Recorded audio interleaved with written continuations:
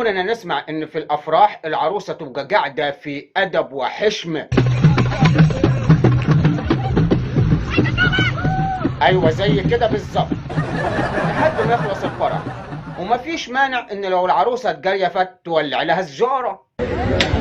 يلا عروسة. ايوه غصب عنها يا جماعة، لحد ما تيجي اللقطة الرهيبة في الفيديو ان العريس يبوس رجل العروسة.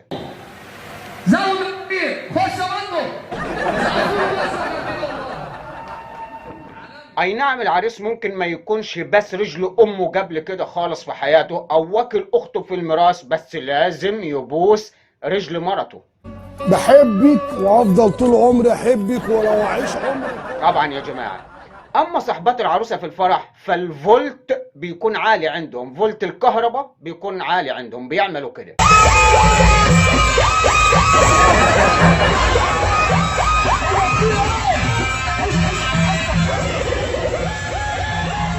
طبعا يا جماعة لازم يعبروا عن فرحتهم يعني.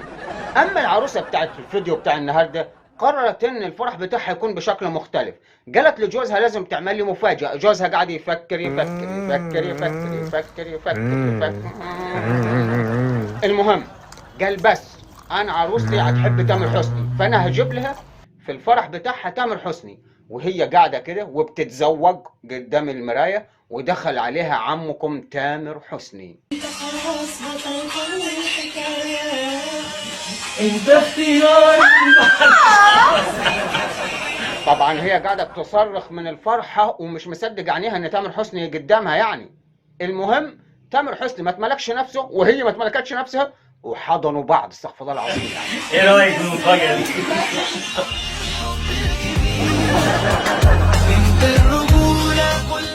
انا شكلي في الفيديو ده هبكي كتير. عوضين هات لي علبة مناديل فاين عشان الفيديو ده فيديو حزين.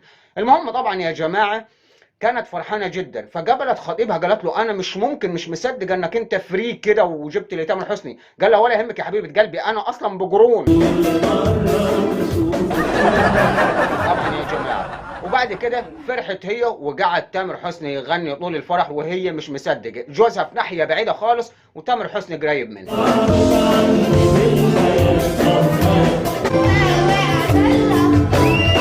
طبعا قالت لجوزها انا مش مصدق انك جبت لي تامر حسني. قال لها احلف لك بالطلاق ان لو تامر حسني يرضى يتجوزك لجوزهولك.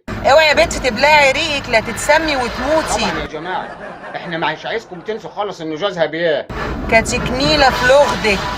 ايوه اصحى للكلام. يعني انا عايز اقول لكم سؤال واحد بس، هي الرجوله فين؟ الرجولة في ازازة الكاكولا.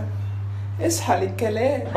برضو انا اللي اصحى للكلام. يا عم اصحى انت للكلام. هجيب لكم الفيديوهات عوضين هجيبها لكم دلوقتي مركبه عشان تشوفوا الفرح كان شكله ازاي، وهل دول عايشين في عالم موازي ولا احنا المتخلفين ولا ايه اللي حصل بالظبط يا جماعه في الافراح. الافراح بقى بيحصل فيها حاجات غريبه قوي يا رجاله. اكتبوا كومنت وحطوا لايك للفيديو، ولو اول مره شفت اشترك في القناه وفعل الجرس. وكنتم مع مستر سيد. بنت الرجولة كلها ما فيهاش كلام.